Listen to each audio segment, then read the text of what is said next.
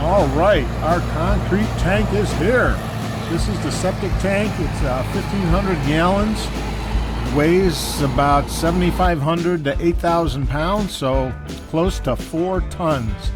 And it is the biggest residential concrete tank we could find, 1,500 gallons. Now the guys told me this boom extends out pretty far. The trouble is when you've got a 1,500 gallon or 4 ton piece of weight out on that boom, the farther out you go, the more it starts to lift the truck up. Sometimes they say the front wheels actually leave the ground.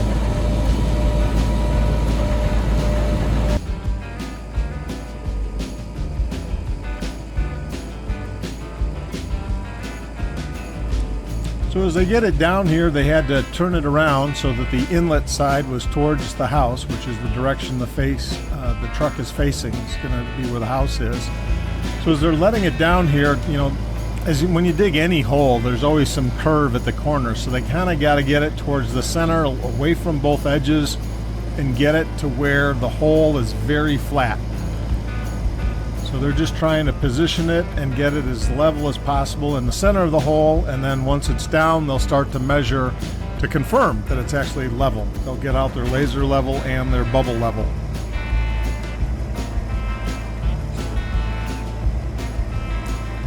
It is amazing at how balanced it actually is and how easily they're able to just turn it. Now granted, you're moving mass, so it doesn't turn very fast.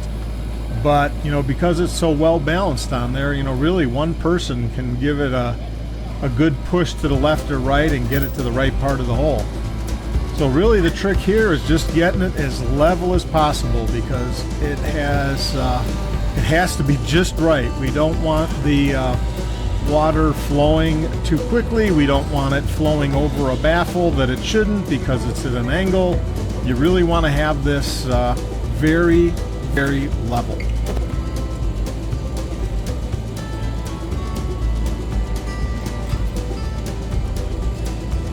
It's actually amazing how easily they are able to turn the tank around and get it to the position they need it to be. And now that they've confirmed it's level, they can take out all the cables, and we should be in pretty good shape to move on to our next steps. Or is there going to be a little bit of next step failure, unfortunately?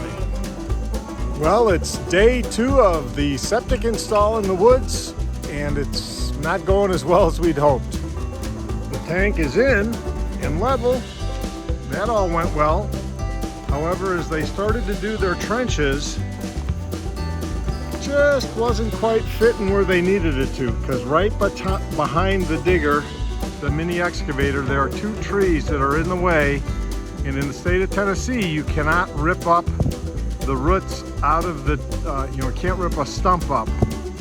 So we're rethinking what to do with the leach field. They may actually come this way before they go that way. Really hard to tell from a slope perspective, but I don't know. We're gonna try moving down the hill a little bit and go that way, but they basically gave up for today, and it's gonna take at least a day 3 and a day 4.